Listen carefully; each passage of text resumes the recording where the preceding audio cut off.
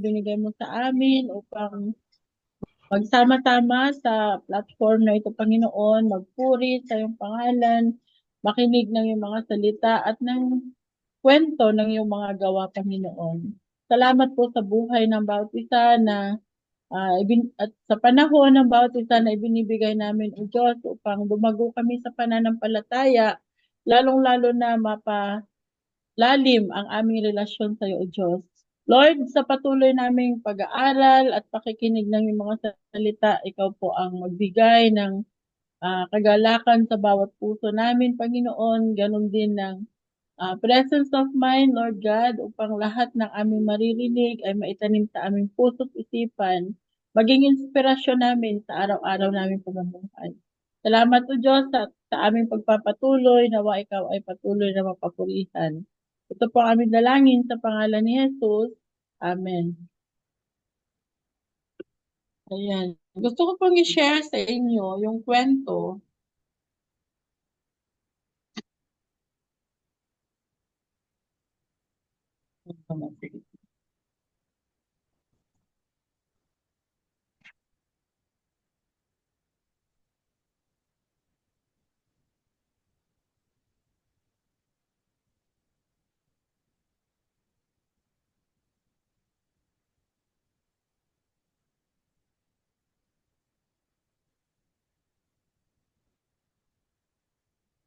Gusto pong i-share yung isang kwento ng isang tao na sabi just 4 feet. Maliit na tao siya, no? Ayun.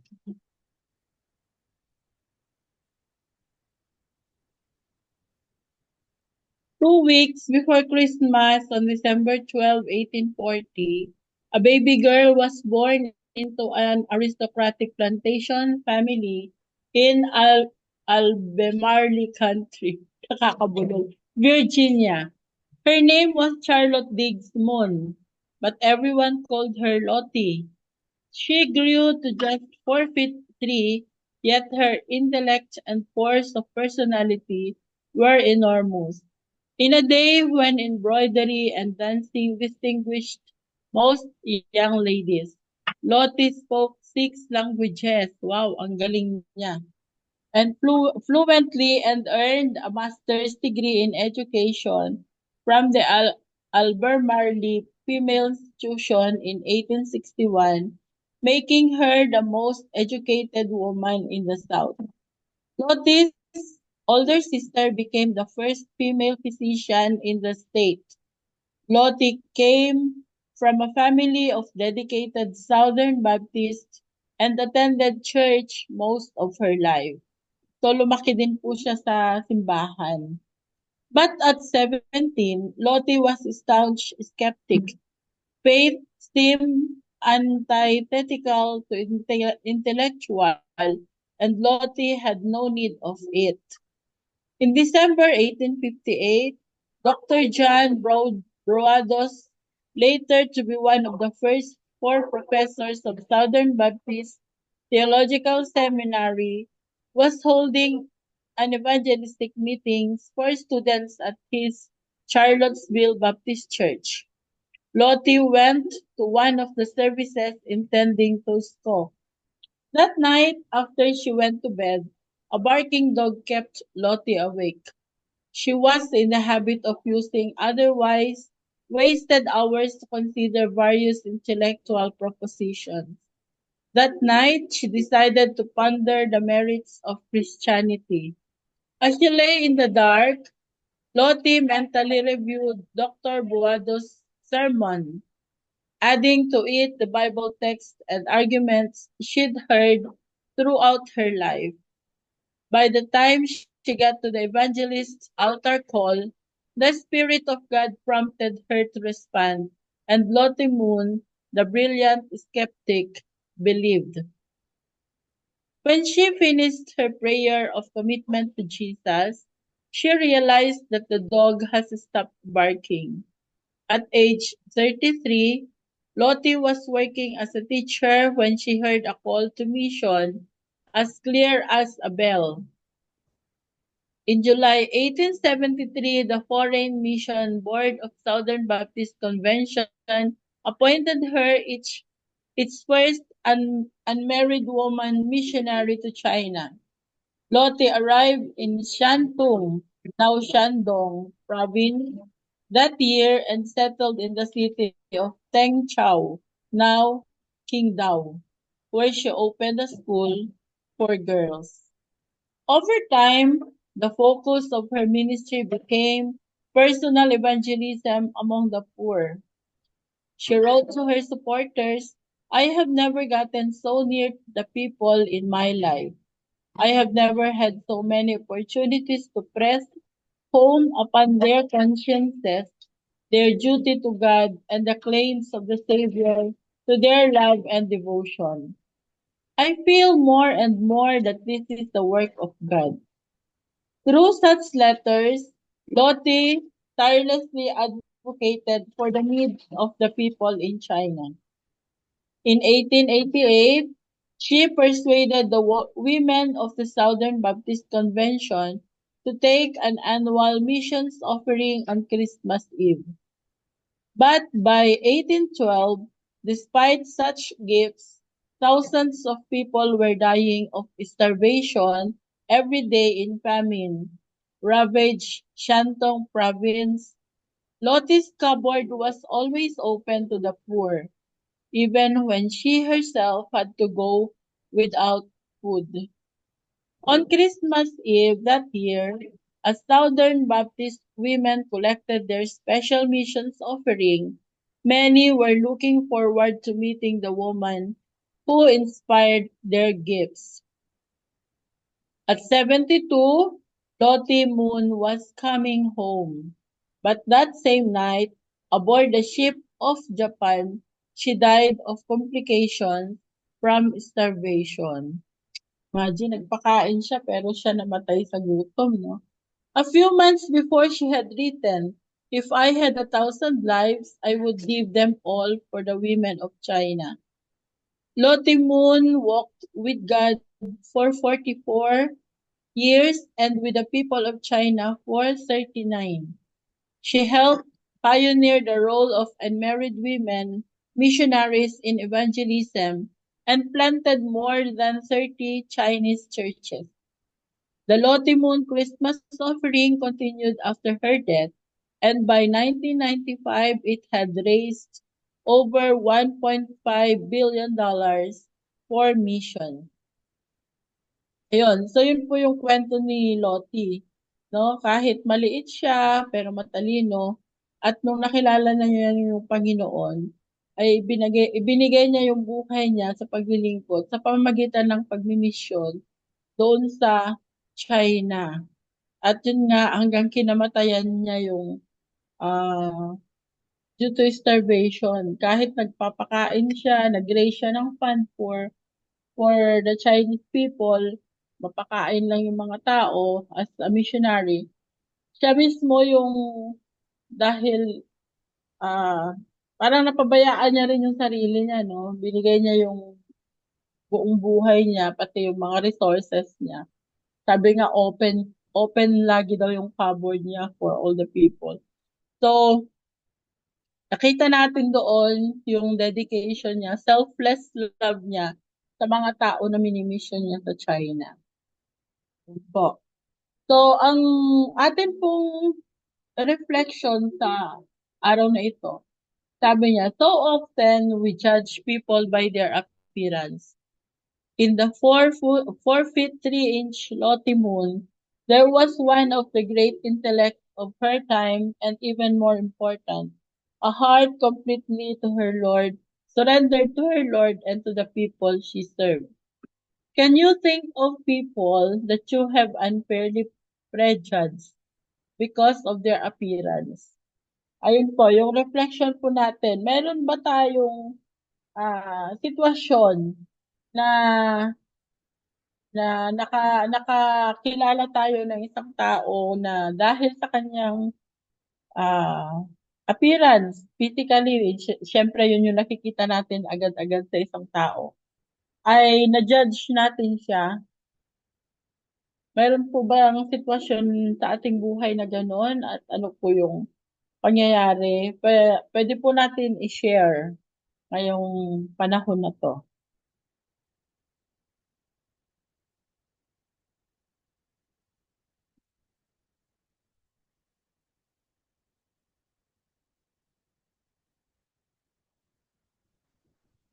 Kasi po marami po tayong nakikilalang mga tao 'di po ba sa mga pagmi-mission o sa mga pagta-travel natin. Marami tayong nakikilala kahit hindi nakikilala marami tayong nami-meet ganyan.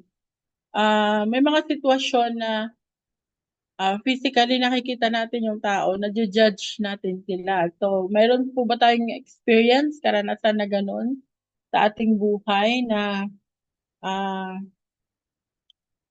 naranasan ba nating nag-judge ng tao o nanghusga ng tao dahil lang sa kanyang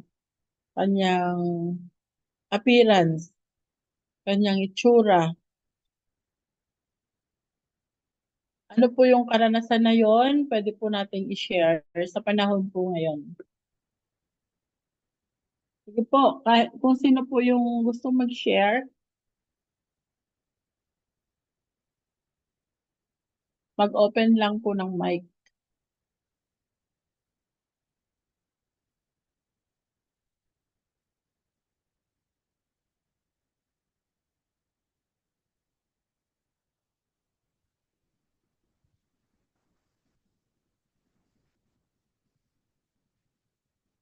Hello po.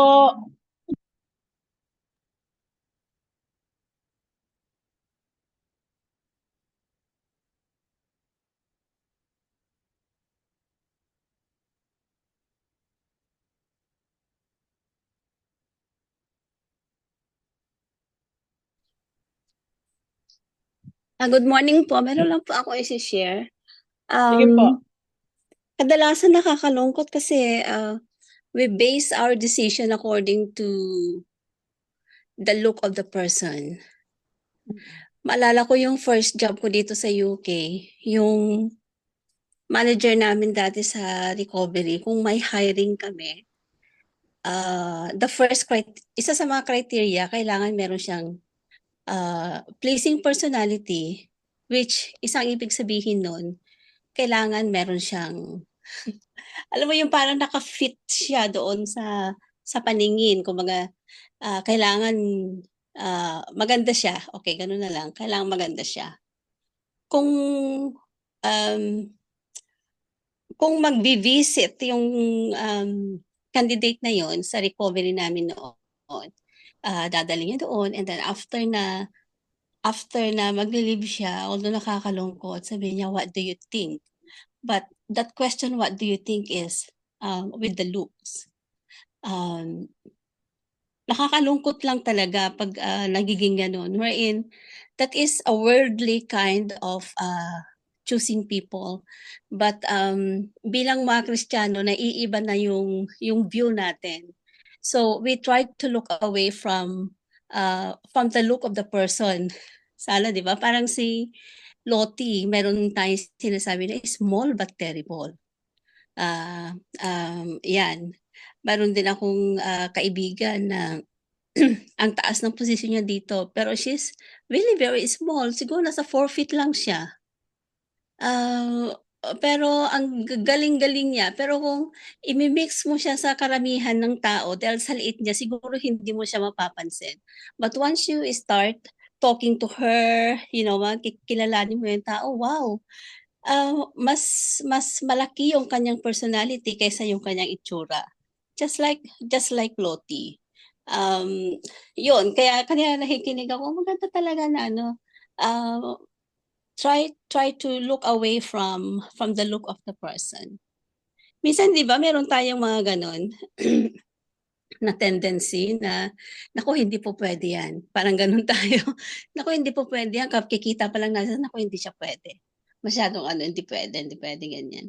And even in the Philippines and in, sa mga Asian ano, depende sa itsura mo, ewan ko kung ito nangyayari pa, depende sa itsura mo, um depende sa job na makukuha mo. Parang ganon, position. The better you look, the better your position would be.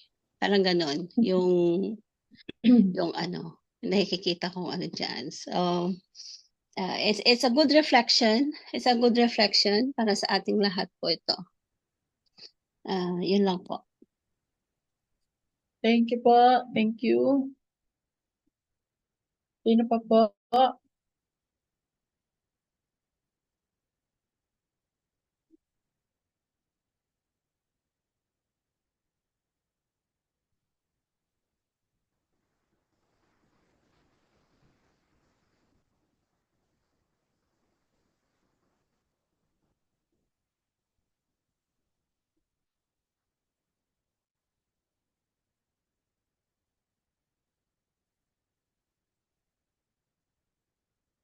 Ayun, gusto ko lang pong i-share yung pagmi-mission po.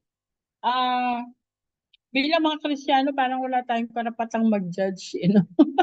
Parang wala tayong ano, halimbawa dun sa pagtuturo sa mga extension classes, ganyan, yung mga batang minsan parang bagong-bangon pa lang sila sa higaan, hindi yung gano'n, hindi pa hilamos man lang, lumalapit sila or kahit kahit yung hapon na naglalaro na sila, lalapit sila kahit amoy araw sila, mga gusgusin sila.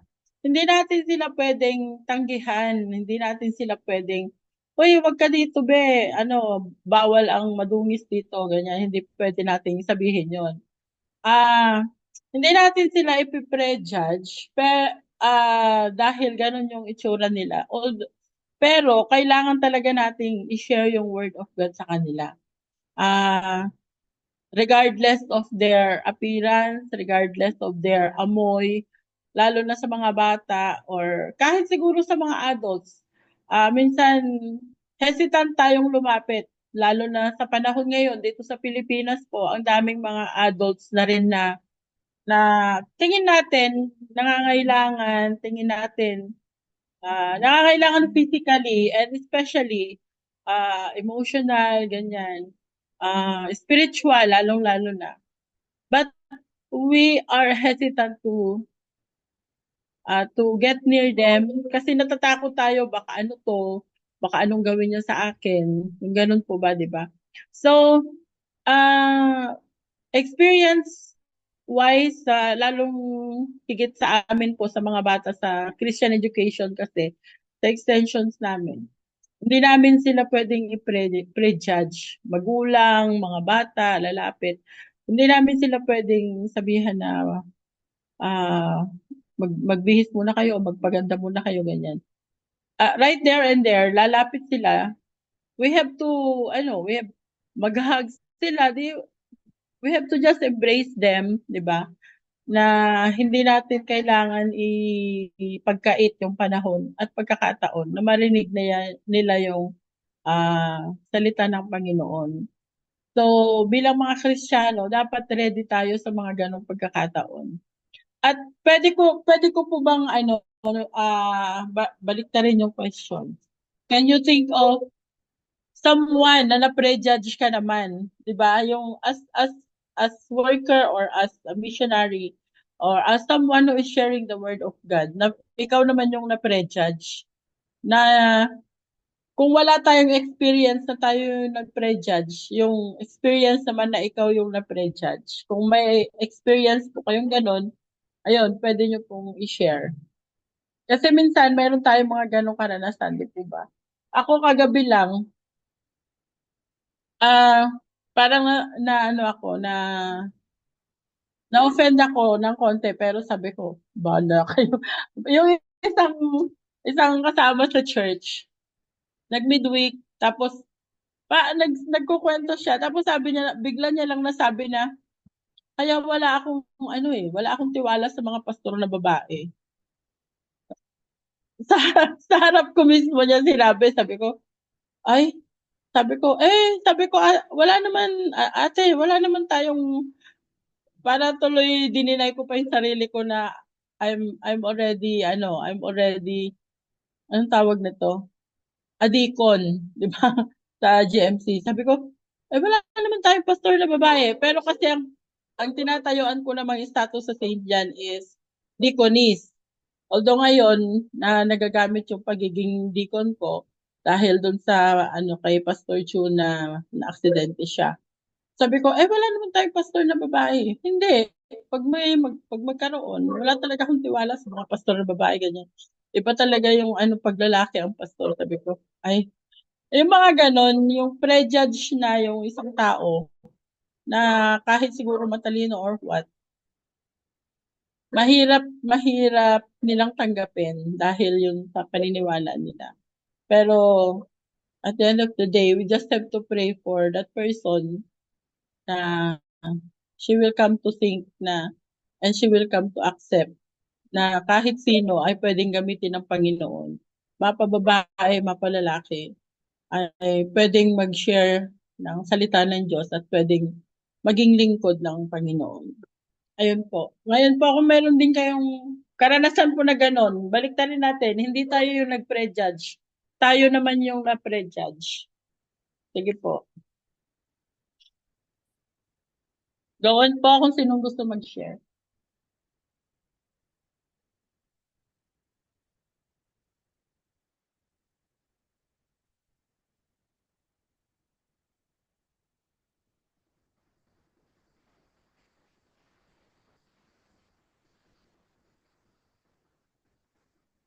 Tahimik natin.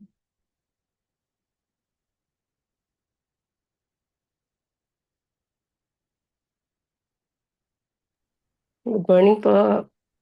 Sige po, gawin po, sis. Yeah. Naisip ko lang po yung minsan dami kong nababasa sa Facebook na sinasabi nila the most judgmental people daw is the one in the church. Minsan bilang isang alam mo yun, sa lahat ng ating mga ginagawa is we just want to glorify the Lord dahil alam naman po natin na God is so good sa buhay natin. So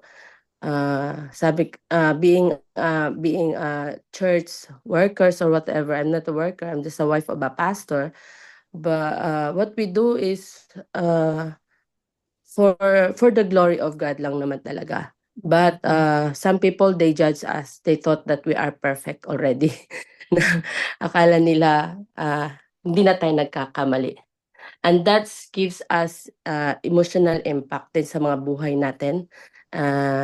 Mentally, nakaka-attack din siya sa atin. But the good thing about it na you are serving the Lord. Si Lord din ang mag-aayos sa atin, sa puso natin. Dahil minsan, mami-misjudge talaga tayo ng tao. Hindi natin hawak ang utak nila. And kaya itong mga gawain na mga nagpapanalanginan sa bawat isa is yung palakasan. Dahil kung sa sarili lamang natin, no, it's not really easy and we cannot survive in a ministry. we cannot survive. We have emotion, we have mental na may limit lang din. And sa bawat leaders, sa bawat officers and members sa church, kung nagkakaisang magpapanalanginan, ang lahat ay matatagumpayan dahil sometimes tinuturuan tayo na some people go to church with full of tattoos, some people go to church with all the short skirts and everything and wearing these things. We don't judge that people, but it's our job to share yung gusto ng Panginoon sa buhay nila. We welcome them, we hug them or who they are. But we believe na yung pagpunta nila sa church, it's not an accident. May purpose si Lord, and we as workers or yung mga manggagawa ni Lord, is our job is to share the truth, and si Lord na po yung magkikilos sa buhay nila, how the Lord will transform them. And yun lang, in service we really need each other because people will judge us. Dahil nga, ang iba tinitingin sa atin, we are the judging one. Number one tayong judgmental people. And sometimes we cannot say we don't judge. Uh, in our mind, we don't know if we judge the person. But the good thing about the Holy Spirit is will instruct us. Yung iniisip mo hindi maganda, kinokorek niya tayo. And that's the good thing about yung pag-aaral ng mga salita ni Lord. Dahil yun lang din naman ang magkokorek sa atin, yung salita lang din ni Lord. And some people will not tell you who you are or what you say, what you think. And the good thing if you have you have your husband or you have your wife, and you can share. Sometimes you don't share to anyone dahil sometimes you don't want to be judged also or feeling mo nagja-judge ka. So the good thing if you have these partners also in life, then both of you makakatulong sa bawat isa. So yun po, ang hirap in a ministry world, mahirap po, hindi siya madali. But we just need to continue to serve and rely on God's guidance. And for doing that, we need soaking in His presence, spirit, and like this kind of gawain na araw-araw. Dahil ilang minuto lang na mawala tayo sa presensya ng Panginoon, talaga yung mundo parang ang bigat. Yun po, maraming salamat for letting me share. Thank you po.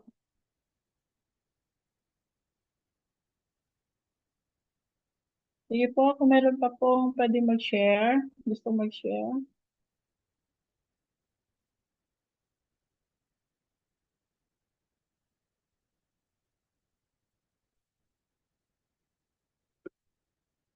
Meron pa po ba?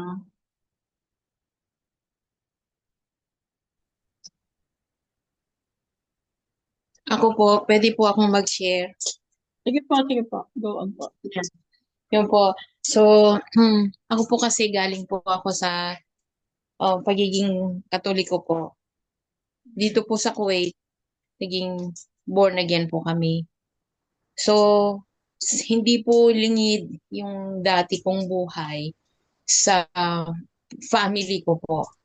So, when I will lead them to prayer, when I will lead them to Bible studies, it's not easy kasi yung pong hindi lang naman ho tayo yung pwedeng mag-judge. Sila po ay marunong din mag-judge na, naging born again ka na? Ganyan ka na ngayon? Madasalin ka na ba ngayon? May alam ka na ba ngayon sa Biblia? Noon nga, wala kang ganito, wala kang ganyan. So, pag dumadating po yung mga panahon na yun na it's really not easy to share with own family, with our own community. Lalo na po kung alam nila na dati naman kasama ko sila sa pagiging Katoliko, na bakit ngayon ayaw mong sumama sa prosesyon. Dati nga, ikaw nga ang bumibili ng damit ng Virgin Mary dyan na prinoprosesyon, ano na ang nakain mo. Yun pong mga ganon. Saka, dati, hindi ka naman talaga mapagbigay. O bakit ngayon? Ano ba ang gusto mo ngayon ipakita sa amin? Ngayon at nagpapatayo ka na ng church. Yun pong mga ganon, yung the family themselves, mararamdaman ko po yung ginajudge ako. Pero kailangan ko lang po talaga yung magpakatatag na hindi ko po itatago yung sarili ko bilang binago na ng Diyos.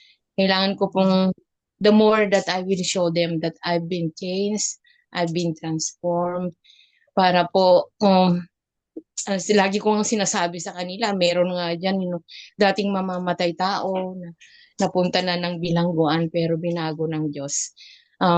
Excluded ba ako para baguhin ng Diyos? Pero there are times even na it's better to pray than justifying or defending myself. Pero ako po ay hindi po ako exempted sa mga nadjadjans po. But I always thank the Holy Spirit for self-control and for being kind, gentle, and loving to those who are yet to believe in Jesus po. Yun lang po. Thank Thank you you po. for Thank letting you, me share sis. po. Amen. Thank you po. Ayan. So, salamat po sa mga sharing. So, I just want to share you our verse for today. Ang verse po natin for today is from 2 Corinthians chapter 10 verse 7, which says, "The trouble with you is that you make your decisions on the basis of appearance. You must recognize that we belong to Christ." So yun po ang ating devotion for this day. So Ate Finet, babalik ko na po sa iyo ang floor. Salamat po sa oras natin. Amen. Amen. God. Ating mga karamdaman. Ganun din po, isama na rin natin ang pagpapasalamat sa mga gumaling na at patuloy na gumagaling. Dito po sa awit, 103, mga talatang 2 hanggang 3. Purihin mo ang Panginoon o kaluluwa ko, at huwag mong kalimutan ang lahat niyang mabubuting gawa, na siyang nagpapatawad ng iyong lahat ng mga kasamaan, na siyang nagpapagaling ng iyong lahat ng mga sakit. Makikita po natin dito, holistic po yung pagpapagaling ng Panginoon, spiritual healing, ito yung pagpapatawad sa mga kasamaan, at physical healing para sa ating mga sakit. Tayo po ay patuloy na manalig sa Panginoon na siya ang ating Jehovah Rapha. Tayo po ay manalangin.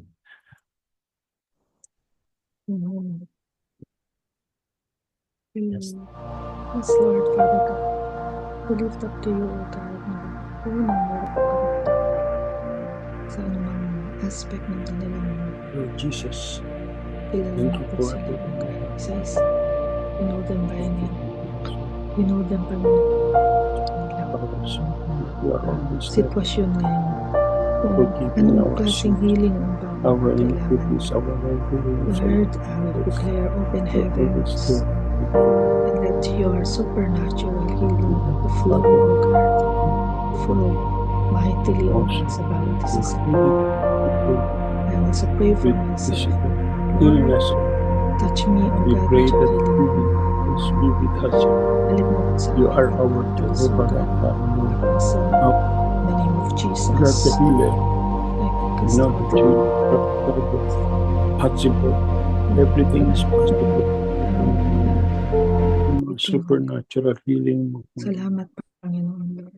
Thank you, have Lord already Jesus. received Thank this you, healing Father from God. Jesus' name. Amen.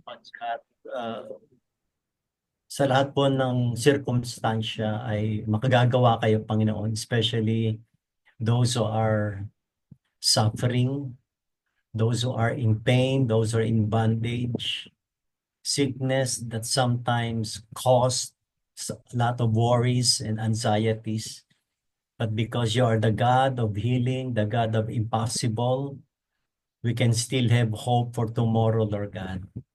We believe, Father God, that this sickness are only temporary, because our lives and our bodies are meant for healing, are meant for victory. Lord, we continue to invoke your presence to all doctors, specialists, therapists, caregivers, even our family members, oh Lord God, who are taking care of their loved ones. Lord, we just pray that your mighty and at the same time gentle hands sustain us, carry us through these health challenges, because nothing is too hard for you. In Jesus' name, amen. Let us continue to lift up our nation and the world, especially at this time where the war in Ukraine is escalating, when the US government under President Biden released $20 billion. So the the Hamas and Russia took it negatively. So let us declare peace, the peace that the world do not give, but the shalom of God, meaning even leaders will have a change of heart. Let us rebuke right now. Let us rebuke spirit of greed, spirit of invasion, spirit of dominance. Kaya lang naman may war eh. That's the reason why there is war. Nations are not contented with what they have. That's why they invade other countries to gain more territory. But the promise of God, whenever a nation declares that Jesus is the Lord, that nation is blessed.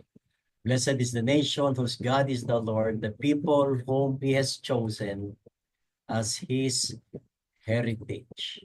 Let us pray together. Yes, Lord, hallelujah. Declare, O God, Lord, God of all nations, lahat Panginoon na nilikha mo ay ikaw pa rin, O God, Lord who Jesus, still pray. the one who controls everything. So Lord, sa inyo po kami lumalapit, tinatas namin sa inyo ang lahat ng pagsakit, lalo na, O God, ang mga bansang patuloy na conflicts sa bawat isa. Ano man, O God, yung mga spirits, O God, This nag-cause, is O the God, best thing conflicts na ito, the spirit of pride, the in spirit our of nations. There will be satisfied, the love, spirit of grabbing and greed, and yung for neighbors, seeking power and using positions in a way na its hindi po nations. nakakabuti. Panginoon, Lord, we lift them all up to you. Give them wisdom Lord, and and knowledge, O Lord. still very much seated Peace in is the best. Jesus' Jesus, name. Your Amen. promise, Lord, that the nation will be blessed the moment every nation and nation's leader will acknowledge you as sovereign, Lord. Lord, we declare victory over spirit of greed. We declare victory over spirit of selfishness, invasion, lack of contentment. Lord, we rebuke in the name of Jesus, taking the sword, which is your word, that will change the heart of all leaders. Lord, we also pray for all government, oh God. Lord, you said in the book of Isaiah, chapter 9, verses 6 and 7, that the government will be upon your shoulder because you are the Prince of Peace and the Lord of Lords.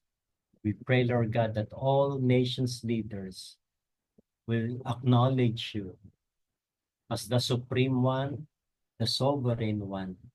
Then there will be peace. Peace that will lead people to contentment, progress, that will lead nation to fruitfulness and no more violence, no more death, because you are in our hearts. In Jesus' name, amen. We all know that church workers, missionaries, church leaders, it's not an easy work. And so let us pray for anointing, covering, and of course, energy together with their families. Let us pray for our ministry in the UK, headed by Sister Finette, Ruth, Ricardo, Brother Ricardo. Yes, I'm glad to report to you. I hope I'm not preempting, but we are praying for the UK ministry. No po, our extended cabinet met last night and our conference superintendent will make necessary meetings with our leaders here in Manila so that our ministry in the UK will continue to advance. So let us pray. Amen. Praise God. Praise God, praise God. Thank you, Exciting po, Lord. exciting. Ganun din po yung ating si Pastor Rory sa Barcelona. Mag-pray din po natin sa Barcelona. Na po. Like simulan na natin pag-pray ito ang ating mga kapatid sa UK at sa Barcelona na yung GMC ministry will advance, will continue to grow. This is part of our growth and transitioning. So, kaya panalangin natin ang ating mga workers, mga missionaries, lalo na yung mga manggagawa na siyang mangunguna. Sabi sa Acts 20:28, keep watch over yourselves and of the flock of which the Holy Spirit has made you overseers, be shepherds of the church of God, which He bought with His own blood. Kaya hindi po tayo mumurahin kasi binili tayo ni Lord ng kanyang mismo banal na dugo. Kaya tayo po ay merong royal blood. Yan. Kaya tayo po ay manalangin. Hallelujah. Father God, we know you are working. We know, Panginoon, na hindi ka tumipigil, Lord, hanggang hindi po nangyayari, Now, Lord, I would like to pray especially for the team of purpose Pastor mo, Panginoon, para sa inyong Robert Parkat. Lord, we continue to lift up Went to you, to a God, plan all the workers, your workers in the vineyard, giving God, your worship laborers, Panginoon. Bible study, O Honor Lord, them and bless them, O God. and they will receive. Alam namin, Lord, na mayroon kang Guide them always, O Lord. kailangan, Panginoon, naging para sa bawat Those who anak are mo, Panginoon, in the na mission, patuloy, O God, Lord, they naglilingkod, have the mission mayroong to katapatan, propagate your Panginoon. words, O Lord. Lord, we pray for the pastors, the deaconesses, O God, the leaders of the church, Those bawat workers, O miyembro, Lord, O who God, are being those assigned that are being sent, give the Panginoon, in the mission provisions fields, that they Lord, need, those who are and the evangelists, protections that those who they are need. in the Bible distribution, Anyway, printing you and are our production, Jehovah Lord, Jireh, lahat, O Panginoon, Lord, bawat our isa sa amin, provider, O Lord, Lord need Jesus. your Holy Spirit guidance. As We you need, oh God, please, we need your empowerment. We prayer, need O Lord everything. Jesus, in your name, mighty Ikaw name. lamang, oh God, ang inyong inaasahan. Thank you that you promise that you will never fail us and you will never forsake us. In Jesus' name, amen. Our Heavenly Father, in agreement with other prayers of our God, we declare and make a decree that all your workers, pastors, deaconesses, missionaries, church leaders, even, Lord God, we pray for your mighty anointing that will result good health, leadership that will cause fruit bearing. We pray for our leaders' families as well, because we believe, Lord God, the moment you called us to ministry, together with it are your provisions and covering, oh Lord God. We pray, Father God, for wisdom to all our leaders, and most especially, Father God, covering that sometimes you are being persecuted, being criticized. So we pray, Father God, steadfastness of faith, oh Lord God, so that your word, your truth will prevail, and that will keep us strong ever, Lord God. In Jesus' name, amen.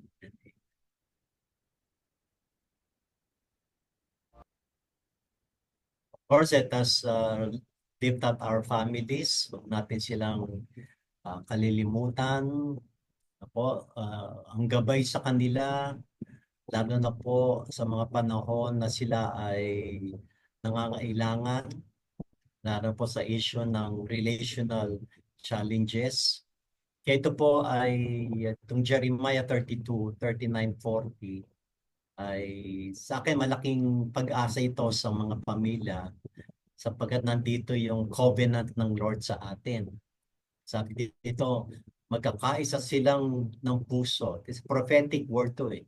Magkakaisa sila ng puso at layunin sa pagsunod sa akin para sa kanilang kabutihan at ng kanilang mga anak. Makikipagtipan ako sa kanila ng isang walang hanggang tipan. Hallelujah. Pagpapalain ko sila habang panahon at tuturong sumunod sa akin ng buong puso upang hindi na sila tumalikod pa sa akin. Taas po natin ang ating mga sambahayan sa Panginoon. Hallelujah. Yes, Lord. We lift up to you, O God, our families, whether they are near or far. Alam namin, Panginoon, Lord, na hindi na po hahayaan namin po mga mahal sa buhay, O God. Lord, sa amin, napagtigit na pahiwalay sa inyo. Lord, patuloy mo kaming bigkisin, O God, ng inyo pong pag-ibig, O God, Lord, na kami patuloy, O God, sa share, O God, ng inyong mga salita. To bring loved ones to you, O God. Makaranas saan din nila, O God, presensya ng Panginoon sa Lord, we pray, declare salvation upon our families. Iiwan, wala pong may iba sa amin, Panginoon. Bilang pamilya, ikaw lamang, O God, ang siyang amin pong susundin siyang amin pong yung gagawin, O God, kung ano po yung leading. Thank you, Lord, in Jesus' name. Amen. Panginoong Diyos, wala na pong sasaya pa. Wala na pong liligaya pa kapag ang pamilya ay magkakasundo, nagtitinginan sa mata, nagpapatawaran, nagbibigayan, dumating man ang gusot o problema, magkakasama pa rin. Wala nang sasaya pa, Panginoon, kapag ang bawat pamilya ay nakakilala sa iyo at ikaw ang nasa gitna nila. Wala nang sasaya pa pag ikaw ang nasa sentro ng buhay namin. Lord, alam po namin na masaya ka kapag nagkakasundo kami. Kaya po, Panginoon, dalangin namin lalo na kung may mga sambahayan na hindi nagkakasundo. Dalangin namin ang spirito ng humility sa kanila, Panginoon.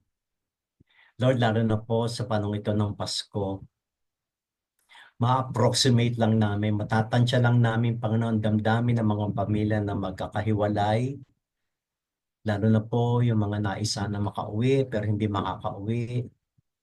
Lord, tinatansya lang namin ang pakiramdam nila. Kaya aliwin niyo po sila, Panginoon. Samahan niyo po sila sa sandaling ito. Lalo na po kapag ang mga pamilya nila ay nasa kagipitan, nasa ospital, o marahil ang mga nasa bilangguan, Panginoon. Lord, dalayan po namin na taasan namin ang aming tingin para ikaw ang makita namin pang sa ibabaw ng aming mga suliranin. Salamat, Panginoon, dahil ikaw ang gumawa ng tipan sa amin. Napakaganda na malaman, Lord, na ikaw ang nakipagtipan at kami pagpalain mo, Panginoon. At tuturo mo pa kami, Panginoon. Kailangan namin na matuto kami maging masunurin sa iyo. At pahalagahan namin ang iyong pagkapahalaga sa pagkakaisa ng puso at layunin. Lord, kapag ikaw talaga ang nangunguna sa pamilya namin, buo lagi yung pag-asa namin, Panginoon. At malalampasan namin, Panginoon, ang mga pagsubok na ito sa pangalan ni Jesus. Amen.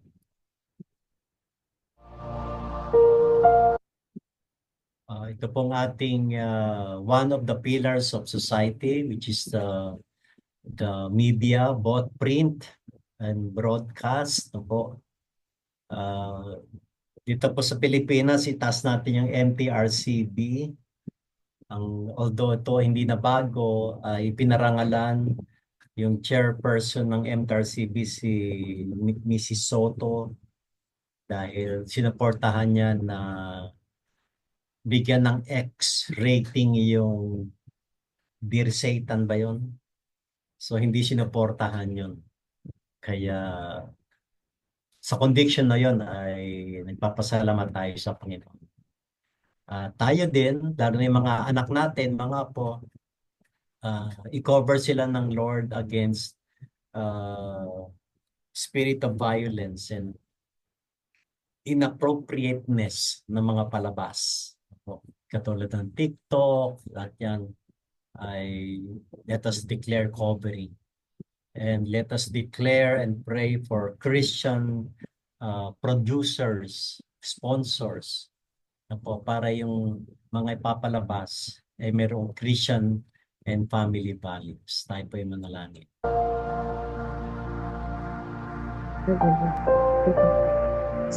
Wala pong hindi mo pwedeng abutin. Wala pong hindi mo pwedeng kailangan mo, including the media, Panginoon.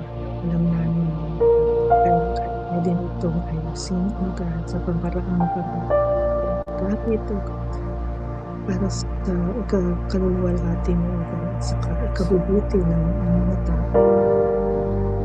We pray, Lord, na people will just yung awareness, O God, being careful, Panginoon, kung ano po yung anong pong inaalaw na panoorin namin in the platforms of media, whether it be in print, in television, films, at marami pang ibang Panginoon, ikaw ang lumabay sa aming Espiritu mo, God.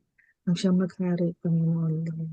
Insensitive kami, Panginoon, Lord, sa mga kaparahanan mo sa leading mo, Holy Spirit. In Jesus' name. Amen. Lord, we pray that producers, directors, even those founders of TikTok, YouTube, Instagram, and the rest of God, that they will be more responsible in producing anything that they will put out in the media. Lord, also cover us, especially our children, our grandchildren, from the spirit of violence, spirit of sex, spirit of inappropriate presentation, so that righteousness, holiness will prevail in Jesus' name. Let us also pray for the prayer request of Sister May for her son, si Pyle Mordecai.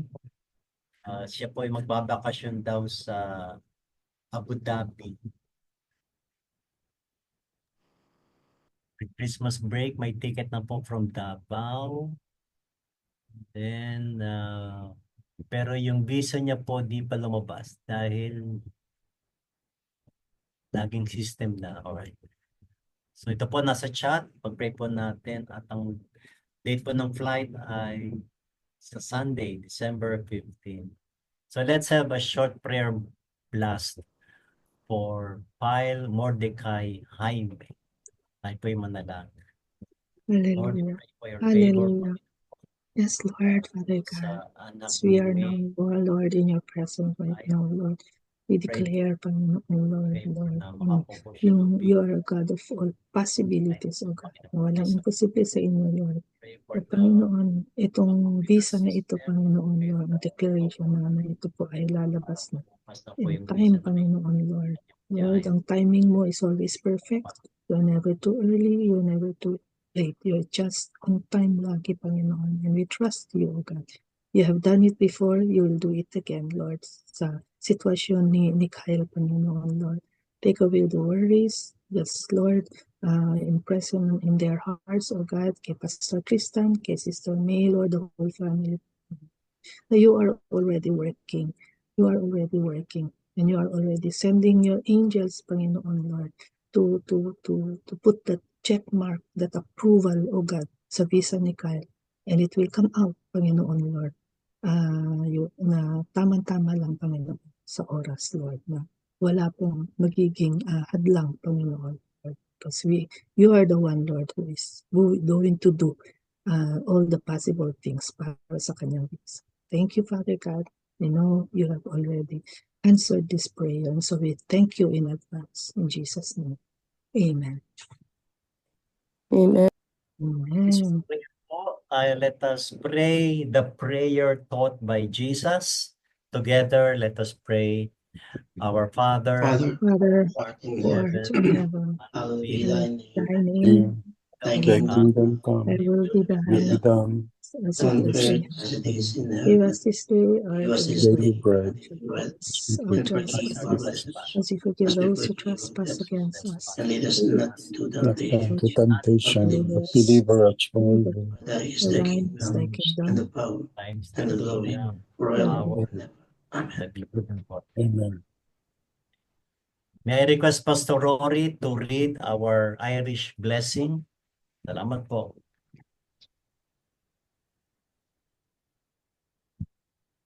May the road rise to meet you, and the wind be always at your back. May the sun shine warm upon your face, the rains fall soft upon your fields, and until we meet again, may God hold you in the palm of his hand. In the name of the Father, the Son, and the Holy Spirit. Amen and amen. Amen. Thank you, Deaconess Emily.